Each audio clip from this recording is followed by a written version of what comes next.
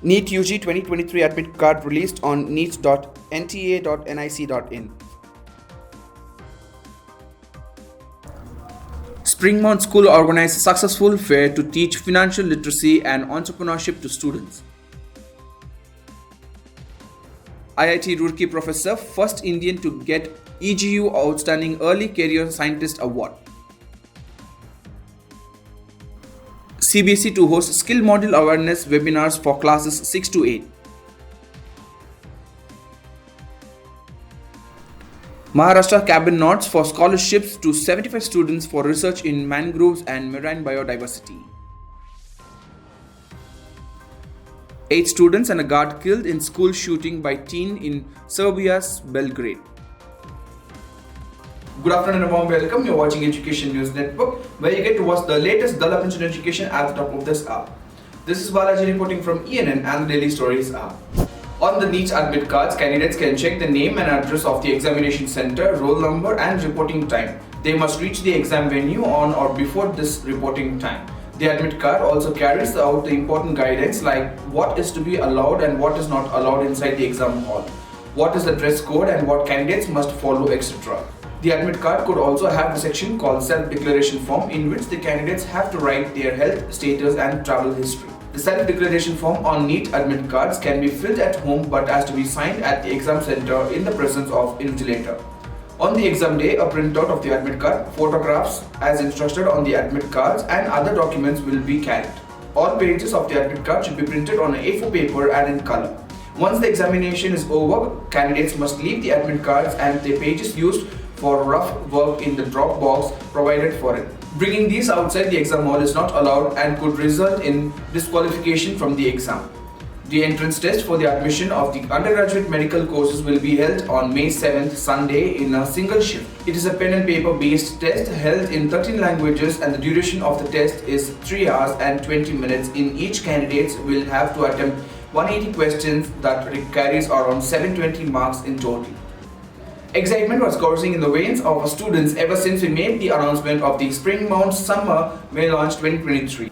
The students worked as individuals in groups and planned the art craft stalls. We wanted students to think and plan as creatively as possible.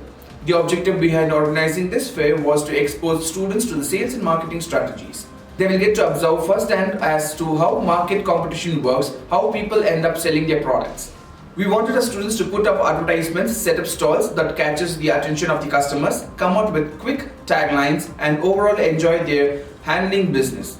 We also encouraged our young entrepreneurs to soak in their experience and the approaching crowd with combo offers or discounted rates and earn as well-deserved money literally all in day's work. Money management does not come naturally. As part of exponential learning, we organized this fair for our students on 21st of April 2023. We wanted our students to make best use of this opportunity and fine-tune their skills. As a tradition, we introduced the Springmount Young Entrepreneur of the Year 2023 award for the students who used their ideation to bring out their entrepreneur skills and business acumen.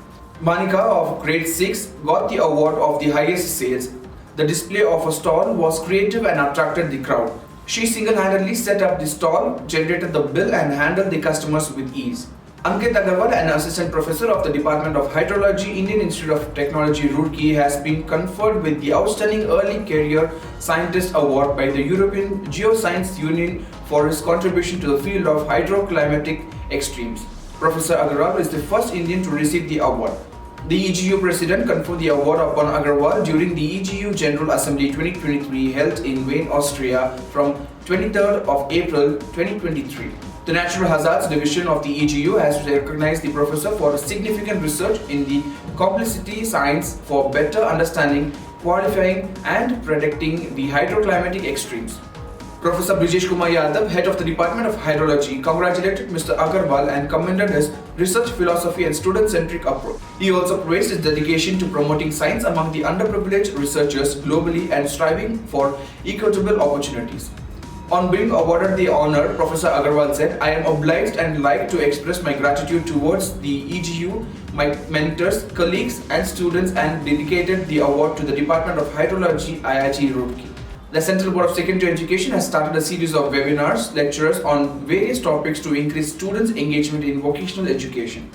From May 1 to May 19, the CBSE will hold the webinars on topics such as blue pottery, bakery, khadi, block printing, mask making, Kashmiri embroidery, food preservation, mass media for the students of classes 6 to 8. The webinars can be accessed through the official CBSE YouTube channel as well. The webinars on each topics will be held for 10 to 15 hours.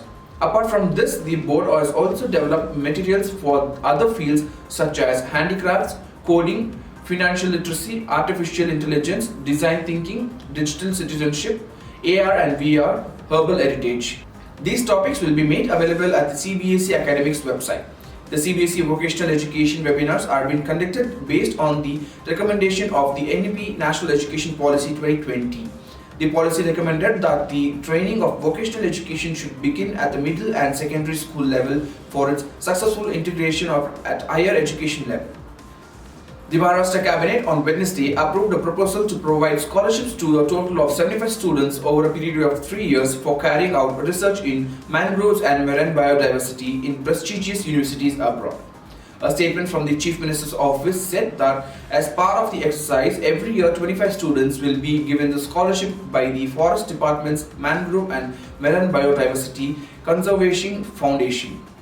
The statement said 30% of these scholarships will be given to female students. Of these 25 students, 15 will be the postgraduate and 10 PhD students from the fields of marine science, marine ecology, oceanography, marine biology, marine biotechnology, microbiology, biodiversity subjects.